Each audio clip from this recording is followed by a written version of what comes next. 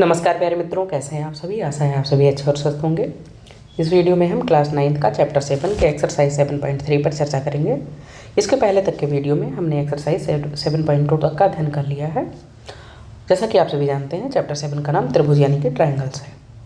आइए ज़्यादा बातें ना करके क्वेश्चन नंबर 1 पे पहुँचते हैं और देखिए 1 क्या कह रहा है।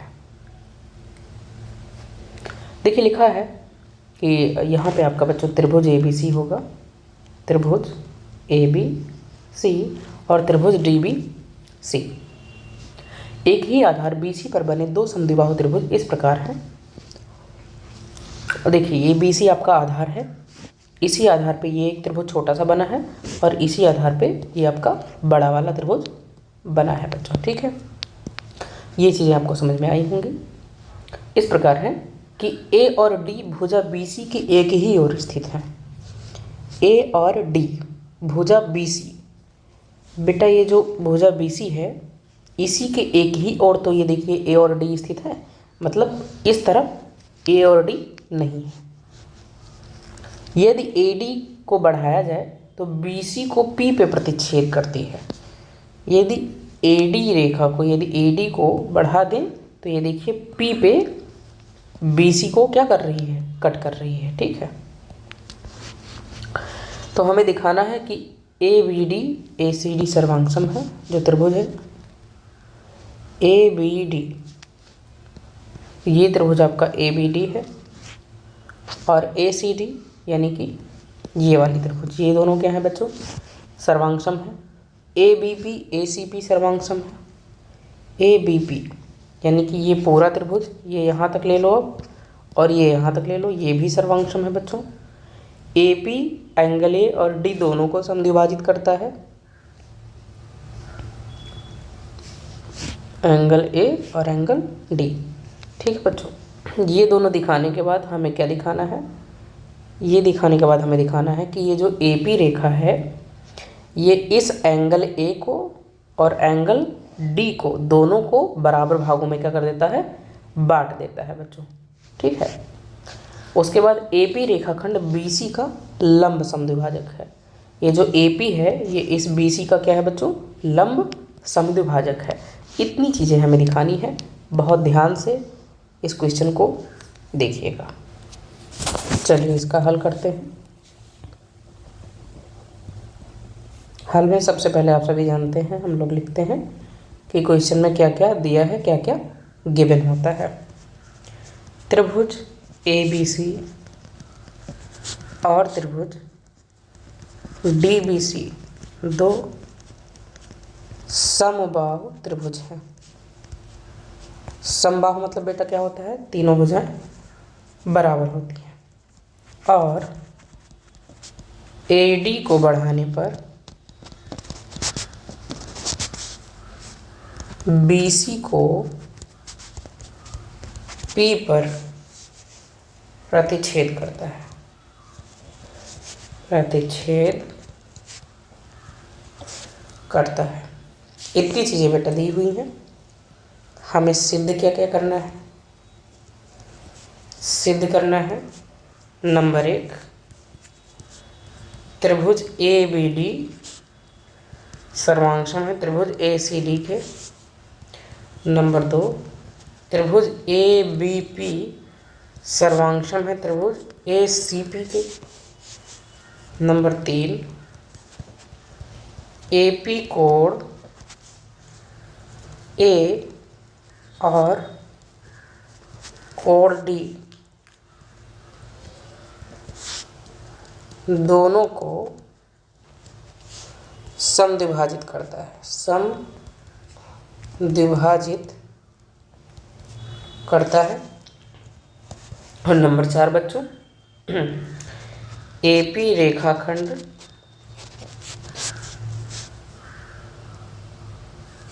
BC का लंब समद्विभाजक। ये इतनी चीज़ें हमने क्वेश्चन से लिखी। अब चलिए इसका उत्पत्ति देखते हैं, और इसके लिए भी हमने सामने छोटा सा वही चित्र बना लिया है।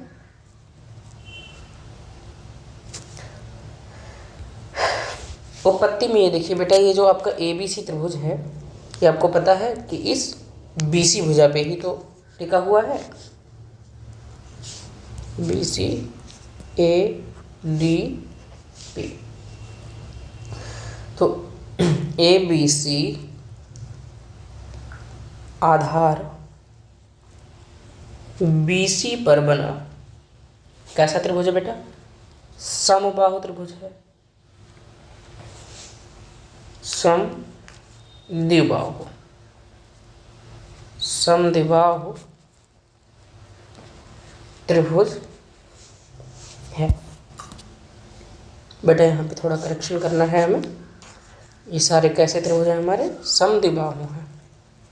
समद्विबाहु यानी कि दो भुजाएं बराबर हैं। क्वेश्चन में यहाँ पे देखिए समद्विबाहु लिखा है ये। तो ये चीजें हो गई। तो यदि बेटा समद्विबाहु त्रिभुज है हमारा, तो ये जो ए बी होगा और ए सी होगा ये क्या होंगे? बराबर होंगे। इसलिए ए बी बराबर ए सी समीकरण फर्स्ट। इसी प्रकार डी बी सी, बेटा ये जो छोटा वाला त्रिभुज है ये भी हमारा बी सी आधार पे ही है। डी बी सी भी एक समद्विबाहु त्रिभुज है। तो यहाँ भी आपका हो जाएगा बी डी बराबर सी डी। ये बी डी और सी डी आपस में क्या होंगे? बराबर होंगे। ये समीकरण हमारा सेकेंड। अब देखिए बच्चों, हमें पहला क्या प्रूव करना था? ए बी डी और ए सी डी सर्वांग प्रूव करने हैं। तो पहला यहाँ से आप प्रूव करते हैं। त्रिभुज ए बी डी और त्रिभुज ए सी डी में बच्चों ए बी डी यानी ये देखिए, ये दोनों, ये त्रिभुज ले रहा हूँ और ये त्रिभुज ले रहा हूँ। ए बी बराबर ए सी लिख सकते हैं कि नहीं? ये देखिए ए बी बराबर ए सी समीकरण फर्स्ट से लिख सकते हैं। बी डी बराबर डी सी लिख सकते हैं कि नहीं? समीकरण सेकंड से लिख सकते हैं बच्चों। क्यों लिख सकते हैं? क्योंकि ये वाली भुजा इस त्रिभुज में, ये वाली भुजा उस त्रिभुज में आ रहा है। और ए डी बराबर ए डी लिख लेंगे। ये ए डी क्यों? ए डी आपका जो है उभयनिष्ठ भुजा का काम करेगा, दोनों त्रिभुजों में काम करेगा। तो यस यस यस यस से हमारा क्या हो जाएगा? दोनों त्रिभुज सर्वांग सम। ए बी बराबर ए सी, ये हमने समीकरण फर्स्ट से लिखा है। समीकरण फर्स्ट से बी डी बराबर सी डी, ये हमने समीकरण सेकंड से लिख लिया। और ए डी बराबर ए डी, ये आपका उभयनिष्ठ भुजा है। तो आपका यस यस यस सर्वांग समता से त्रिभुज ए बी डी सर्वांगसम होगा त्रिभुज ए सी डी के। बेटा ये आपका पहला प्रूफ हो चुका। दूसरा आपको त्रिभुज ए बी पी और त्रिभुज ए सी पी में वर्क करना है बच्चों। यहाँ पे उस त्रिभुज को हम फिर से प्रकट कर रहे हैं। ये आपका वो त्रिभुज आ गया D P C. A B P यानी कि इस त्रिभुज को हम ले रहे हैं, ये देखिए, और इस त्रिभुज को हम ले रहे हैं, जिसमें हमने ए बी बराबर ए सी तो समीकरण फर्स्ट से लिख ही सकते हैं हम। और चूंकि ये ए पी आपका उभयनिष्ठ हो जाएगा, ये बराबर हो जाएगा, और ये एंगल पी इधर वाला 90, एंगल पी इधर वाला 90, तो भुजा कोण भुजा से इसे हम सर्वांश में यहाँ पे दिखा सकते हैं। तो ए बी बराबर ए सी, ये हम समीकरण फर्स्ट से ऊपर हमने निकाला ही है। एंगल बी ए डी बराबर एंगल सी ए डी, ये हम समीकरण थर्ड से लिख सकते हैं। अच्छा, समीकरण थर्ड यहाँ पे हम बना लेते हैं। देखिए ये दोनों त्रिभुज हमारे सर्वांगसम है बेटा। यदि ये दोनों त्रिभुज सर्वांगसम है तो इससे निकल आएगा हमारा एंगल BAD बराबर हो जाएगा एंगल CAD के। इसे हम समीकरण थर्ड मान लेते हैं। BAD ये देखिए ये जो एंगल होगा इस एंगल के बराबर हो जाएगा। क्यों हो जाएगा बच्चों? क्योंकि ये दोनों त्रिभुज सर्वांगसम हो गए हैं। तो जब दो त्रिभुज सर्वांगसम हो जाते हैं तो उसके कोण और भुजाएं बराबर हो जाती हैं। ये हो गया। और AP बराबर AP ये आपका क्या हो जाएगा? उभय निष्ठ भुजा हो जाएगा। यानी कि SAS सर्वांग क्षमता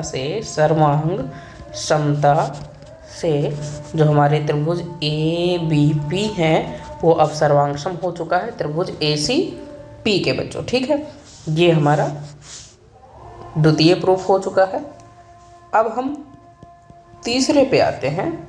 त्रिभुज BDP और त्रिभुज CDP में ये देखिए आपके सामने चित्र है और ये आपका इधर वाला त्रिभुज हो गया और ये इधर वाला त्रिभुज हो गया। बच्चों BD बराबर DC तो समीकरण सेकंड में हमने दिखा ही दिया था, तो BD बराबर DC एक हो जाएगा। अच्छा दोस्तों, ये दोनों भुजाएं बराबर हैं तो इसके सम्मुख कोण भी बराबर होंगे, यानी कि कोण C और कोण B बराबर होंगे। उसके बाद ये DP आपका क्या है? उभयनिष्ठ भुजा, यानी कि दोनों त्रिभुज की भुजाएं हैं। अतः भुजा कोण भुजा से इन दोनों त्रिभुज भी हमारे क्या हो जाएंगे? सर्वांगसम हो जाएंगे। तो BD बराबर CD ये आपका समीकरण सेकंड से, और एंगल DBP बराबर एंगल DCP यानी एंगल B बराबर एंगल C हो जाएगा। आप यहाँ पे लिख सकते हैं कि बराबर भुजाओं के सम्मुख कोण। ठीक है, और DP बराबर DP ये आपका क्या है बच्चों? उभयनिष्ठ है। उभयनिष्ठ SAS सर्वांग क्षमता से त्रिभुज BDP सर्वांगसम होगा त्रिभुज CDP के बच्चों। तो यदि ये सर्वांगसम है तो एंगल BDP बराबर होगा एंगल CDP के। देखिए ये जो एंगल होगा वो इस एंगल के बराबर होगा बच्चों। ये दोनों त्रिभुज हमारे सर्वांगसम हो गए हैं, इसे हम इक्वेशन 4 मान सकते हैं। और एंगल DPB बराबर होगा एंगल DPC के, इसे हम 5 मान लेते हैं। ये वाला एंगल इस एंगल के बराबर होगा। और BP बराबर CP हो जाएगा, इसे हम 6 मान लेते हैं बेटा। BP बराबर CP हो जाएगा। क्यों? क्योंकि ये दोनों त्रिभुज हमारे सर्वांगसम हो चुके हैं। तो यहाँ से निकल रहा है हमारा समीकरण 3 और 4 से स्पष्ट है कि AP कोण A और कोण D दोनों को समद्विभाजित करती है। यहाँ से स्पष्ट हो रहा है बच्चों। कैसे स्पष्ट हो रहा है? ये समीकरण 3 देखिए, एंगल BAD बराबर CAD। बेटा ये BAD ये CAD ये दोनों बराबर हैं। और 4 में हमने क्या बराबर दिखाया है कि ये दोनों बराबर हैं। और इन दोनों बराबर किस रेखा के कारण हो रहा है? इस AP रेखा के कारण हो रहा है। तो इसीलिए 3 और 4 से हमारा स्पष्ट हो जा रहा है कि जो AP है वो कोण A और D दोनों को क्या कर रही है? समद्विभाजित कर रही है। ठीक है, और आपको तीसरे में यही प्रूव करना था। अब आते हैं हम चौथे प्रूफ पे, जो चौथा प्रूफ करना है। अब देखते हैं चौथा प्रूफ करने में, चूँकि ये एंगल DPB और DPC एक रैखिक युग्म है, एक ही रेखा में बने दो कोण हैं, तो ये आपका रैखिक युग्मों का योग क्या होता है बच्चों? 180 अंश होता है। Angle DPB plus angle D P C बराबर 180 अंश। इसका रीजन लिख सकते हो रैखिक युग्म, या लिख सकते हो angle D P B plus angle D P B बराबर 180 अंश। ये समीकरण 5 से हो गया। कैसे? डी पी सी बराबर डी पी बी, ये देखिए 5 में लिखा हुआ है। तो 2 एंगल डी पी बी बराबर 180/2। जब इस 2 को इधर ले आएंगे तो एंगल डी पी बी बराबर आपका बच्चों कितना आ गया? 90 डिग्री। और यदि एंगल 90, ये चूँकि एंगल डी पी बी हमारा 90 आ गया है और बी पी बराबर सी पी है, ये कैसे है? समीकरण 6 देखिए वहाँ पे निकाला गया है। तो से यह सिद्ध होता है बच्चों कि एपी रेखाखंड बीसी का लंब समद्विभाजक है। ये चीज़ें आपकी प्रूव्ड होगी। आते हैं क्वेश्चन नंबर 2 पे। देखिए क्वेश्चन नंबर 2 हमारा लिखा हुआ है, एडी एक समद्विबाहु त्रिभुज एबीसी का शीर्षलंब है जिसमें AB बराबर AC है। तो दिखाना है AD रेखाखंड BC को समद्विभाजित करता है, AD कोणे को समद्विभाजित करता है।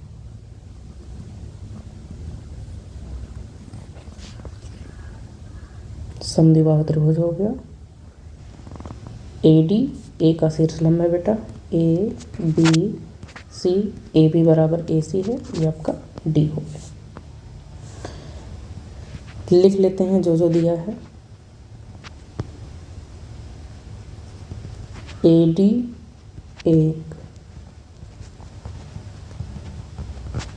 समद्विबाहु त्रिभुज ABC का एक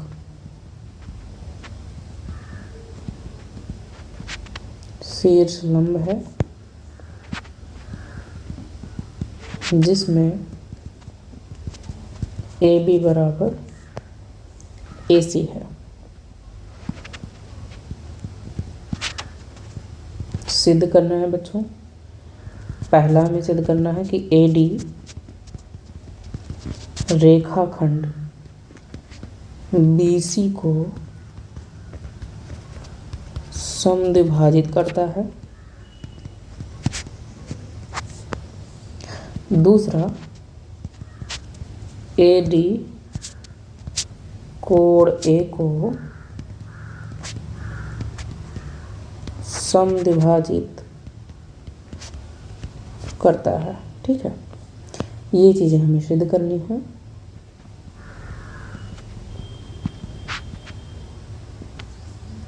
त्रिभुज ABD और त्रिभुज ACD में बेटा ये दोनों त्रिभुज को हम सर्वांगसम दिखाने जा रहे हैं।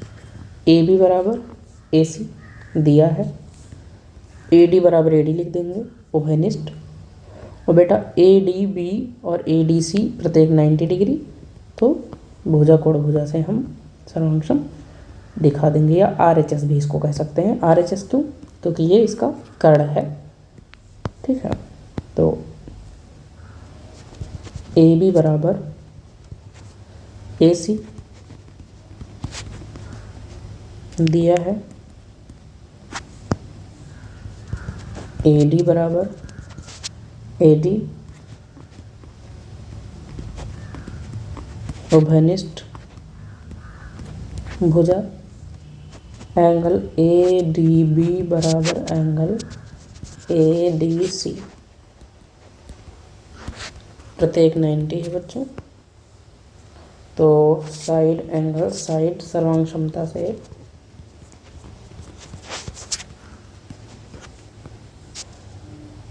क्या हो जाएगा हमारा? त्रिभुज BDP सर्वांगसम हो जाएगा त्रिभुज CD पी के।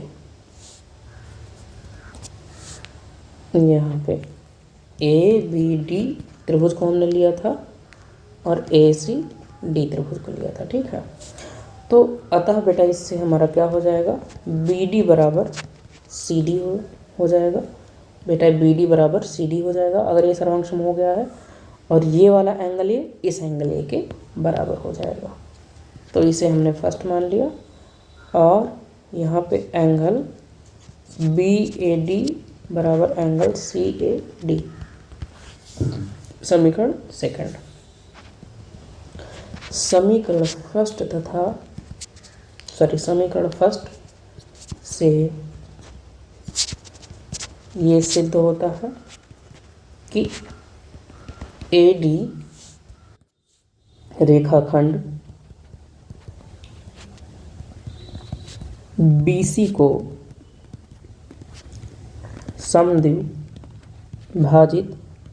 करता है। इसे भी दिखाता भी हूँ आपको। और समीकरण 2 से सिद्ध होता है कि ए डी कोण ए को समद्विभाजित करता है। बेटा देखिए, समीकरण सेकंड में ये दोनों बराबर हैं और समीकरण फर्स्ट में ये दोनों बराबर हैं। तो जब ये दोनों बराबर हैं तो इससे क्या सिद्ध हो रहा है कि ये जो ए डी है ये इन दोनों को बराबर भाग में बांट रहा है, यानी समद्विभाजित कर रहा है। और ये दोनों बराबर से क्या सिद्ध हो रहा है कि जो ए डी है वो इसे समद्विभाजित करता है कोण ए को। तो वही हमने लिखा है कि समीकरण फर्स्ट से सिद्ध होता है कि ए डी रेखाखंड बी सी को समद्विभाजित करता है, और सेकंड से सिद्ध होता है कि ए डी कोण ए को समद्विभाजित करता है। तो ये दोनों बातें आपके यहाँ से प्रूफ होगी। और इसी प्रकार से हम पहुँच गए क्वेश्चन नंबर 3 पे। और क्वेश्चन नंबर 3 आपके सामने लिखा हुआ है, जो कह रहा है कि एक त्रिभुज ABC की दो भुजाएं AB और BC और माध्यिका AM क्रमशः एक दूसरे त्रिभुज PQR की भुजाओं PQR और माध्यिका PN के बराबर है। तो दर्शाना है कि ये त्रिभुज सर्वांगसम है और ये त्रिभुज सर्वांगसम है। ये देखिए आपके पास दो त्रिभुज है, कह रहा है, और माध्यिका यम है, इसका माध्यिका यम है, इसका माध्यिका यन है। तो कह रहा है AB दूसरे त्रिभुज के PQ भुजा के बराबर है, और इसकी माध्यिका AM इस दूसरे त्रिभुज की माध्यिका PN के बराबर है, और इसकी भुजा BM भुजा QN के बराबर है। तो हमें दिखाना है बच्चों, क्या दिखाना है कि ABM सर्वांगसम PQN। ABM ये वाला त्रिभुज इस वाले त्रिभुज के सर्वांगसम है बच्चों, और ABC ये पूरा टोटल त्रिभुज ABC सर्वांगसम है इस PQR के। सर्वांगसम लिखाना बहुत आसान होता है। चलिए इसको हल करते हैं। जो दिया है उसको लिख लेते हैं बच्चों। त्रिभुज ABC की दो भुजाएं AB और BC तथा माध्यिका AM क्रमशः एक दूसरे त्रिभुज की दो भुजाओं PQ और QR तथा माध्यिका PN के बराबर है बच्चों।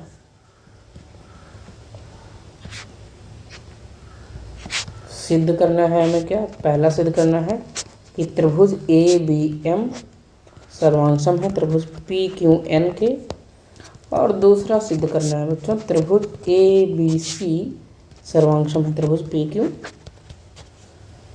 के। चलिए इसकी उत्पत्ति देखते हैं। बहुत ही आसान सा क्वेश्चन है। पहला प्रूफ करने के लिए त्रिभुज ABM और त्रिभुज PQN में बेटा AB बराबर PQ हमने लिख दिया, BM बराबर QN लिख दिया, और AM बराबर पी एन लिख दिया और सभी हमें क्या है दिया है। कैसे, ये देखिए, ये हम केवल नीले वाले त्रिभुज को अभी ले रहे हैं बेटा, ये जो नीले से रंगा हुआ है। तो इसमें क्या है, ये ए बी इस पी क्यू के बराबर है, बी एम क्यू एन के बराबर है, ए एम पी एन के बराबर है। तो जब सारी भुजाएं हमारी बराबर हैं तो दोनों त्रिभुज क्या हो जाएंगी, सर्वांगसम। अतः यस यस यस सर्वांग समता से त्रिभुज ए बी एम सर्वांगसम हो गया त्रिभुज पी क्यू एन के। दूसरा लगाते हैं। दूसरा, अच्छा यहाँ से एक और बात निकाल सकते हैं, अगर सर्वांगसम हो गया तो एंगल भी बराबर एंगल, क्योंकि इसे समीकरण फर्स्ट, भाई ये दोनों त्रिभुज हमारे सर्वांगसम हो गए तो ये जो कोण है इस कोण के बराबर होगा। चलिए दूसरा प्रूफ करते हैं। हमें दिया गया है बी एम क्यू एन के बराबर है, ये हमें दिया है। बी एम को हम बेटा लिख सकते हैं हाफ बी सी बराबर हाफ क्यू आर। देखिए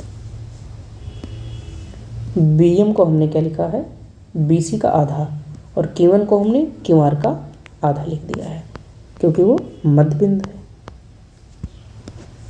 तो यहाँ पे आप इसका रीजन डाल सकते हो, चूँकि ए एम और पी एन क्या है, माध्यिका है, इसलिए माध्यिका सम्मुख भुजा को समद्विभाजित करती है।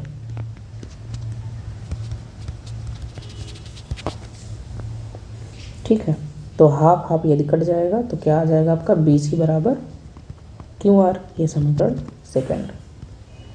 त्रिभुज ए बी सी और त्रिभुज पी क्यू आर में ए बी बराबर पी क्यू हो जाएगा बेटा, ये दिया है। एंगल बी बराबर एंगल क्यू, ये हमने समीकरण फर्स्ट मान रखा है। और बी सी बराबर क्यू आर, ये हमने समीकरण सेकंड में निकाला है। तो देखिए दो भुजाएं एक कोण बराबर हो गई। यस ए एस सर्वांग समता से त्रिभुज ए बी सी सर्वांग सम हो चुका है त्रिभुज पी क्यू आर के बच्चों, और यही दूसरे में आपको प्रूव करना था। आते हैं क्वेश्चन नंबर 4 पे। देखिए क्वेश्चन नंबर 4 हमारा कह रहा है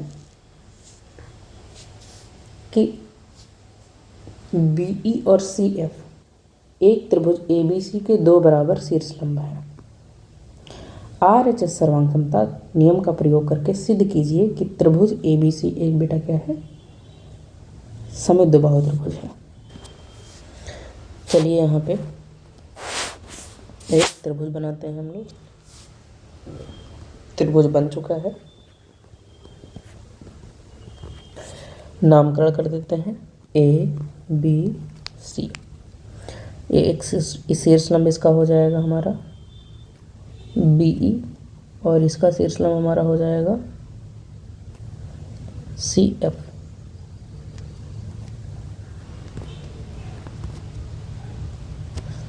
शीर्षलंब ये 90 डिग्री यहाँ पे हो जाएगा बच्चों।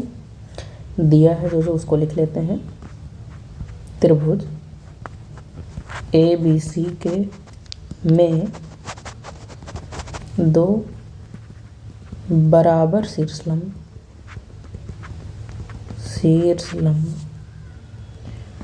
बीई और सी एफ है। ठीक है, अतः इसका मतलब क्या हुआ कि बीई बराबर है सी एफ के, और बेटा बीई लंब है एसी पे तथा सी एफ लंब है ए बी पे। सिद्ध क्या करना है कि जो दिया गया त्रिभुज है वो समद्विबाहु त्रिभुज है बेटा। समद्विबाहु त्रिभुज के लिए क्या है कि इसकी दो भुजाओं को हम बराबर दिखा दें तो समद्विबाहु हो जाएगा, यानी ए बी बराबर ए सी दिखाना है। ए बी बराबर ए सी। चलिए इसको प्रूव करते हैं। दो त्रिभुज ले लेते हैं, BCF ले लेते हैं और CBE ले लेते हैं। ये आपका BCF है, ठीक है, ये वाली, और ये आपकी CBE त्रिभुज है। इन दोनों त्रिभुजों को हम लेके चलते हैं। त्रिभुज BCF और त्रिभुज CBE में CF बराबर BE ये दिया है बच्चों, BC बराबर BC ये आपका उभयनिष्ठ हो जाएगा,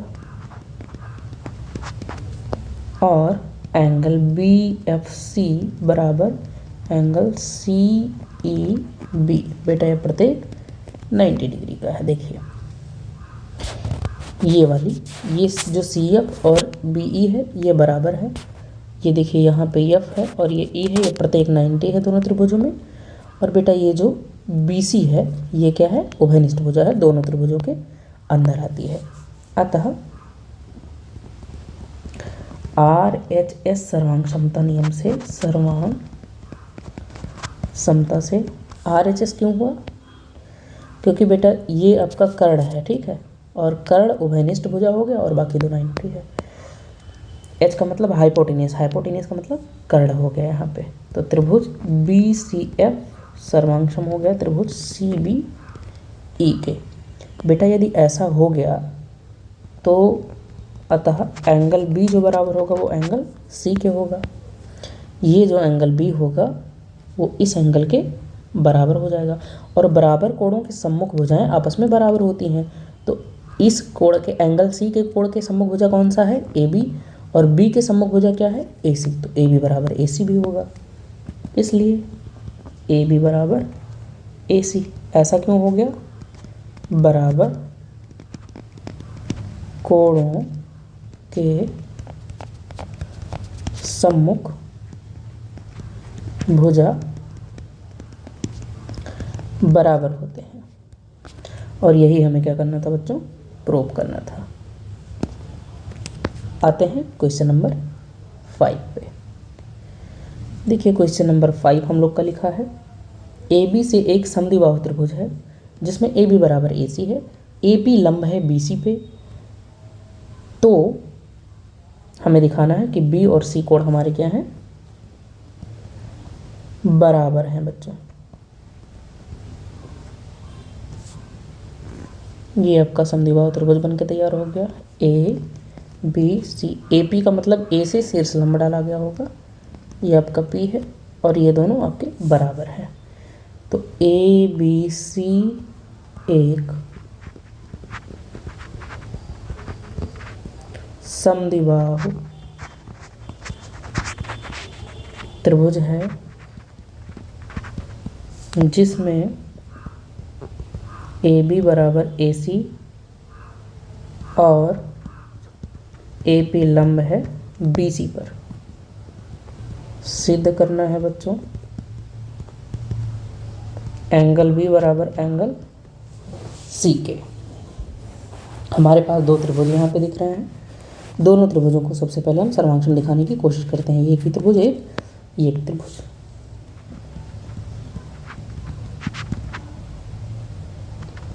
त्रिभुज ABP तथा त्रिभुज ACP में AB बराबर AC है बच्चों, ये दिया है। ये देखिए AB और AC बराबर है और ये दिया है, और ये 90 है। तो AB और AC को आप क्या कह सकते हो, कर्ण कह सकते हो। क्या कह सकते हो, कर्ण कह सकते हो।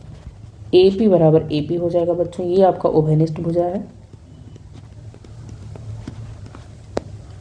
और एंगल APB बराबर एंगल APC, यहाँ पे प्रत्येक क्या है बच्चों, 90 डिग्री है। तो RHS सर्वांग क्षमता से दोनों त्रिभुज ABP सर्वांगसम होगा त्रिभुज ACP के। अगर सर्वांगसम हो गए तो हमारे कोण भी कोण C के क्या होगा, बराबर होगा, यानी कि एंगल B बराबर एंगल C। और यही बेटा हमें प्रूव करना था। इसी के साथ में आपका एक्सरसाइज समाप्त होता है दोस्तों। यदि हमारी वीडियो अच्छी लगती हो तो लाइक शेयर और सब्सक्राइब जरूर करें। मिलेंगे अगले वीडियो में इसी के एक्सरसाइज 7.4 के साथ में। तब तक के लिए पढ़ते रहिए, स्वस्थ रहिए। धन्यवाद।